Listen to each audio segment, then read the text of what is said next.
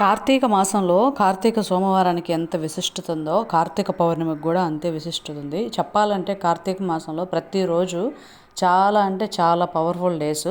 మనం సంవత్సరం మొత్తం ఇంటిలో దీపం పెట్టకపోయినా అక్కడక్కడ కొన్ని రోజులు అందరికి వెకేషన్స్లో మిస్ అయ్యే ఉంటాయి కదా కొన్ని డేస్, అవన్నిటికీ ప్రతీకగా మనం 365 ఒత్తులు ఈ కార్తీక మాసం వెలిగిస్తే అది సంవత్సరం మొత్తం మనం దీపం వెలిగించకపోయినా ఆ దోషాన్ని తొలగిస్తుంది. అందుకే ప్రతి ఒక్కరు కార్తీక మాసంలో 365 ఒత్తులు వెలిగిస్తారు.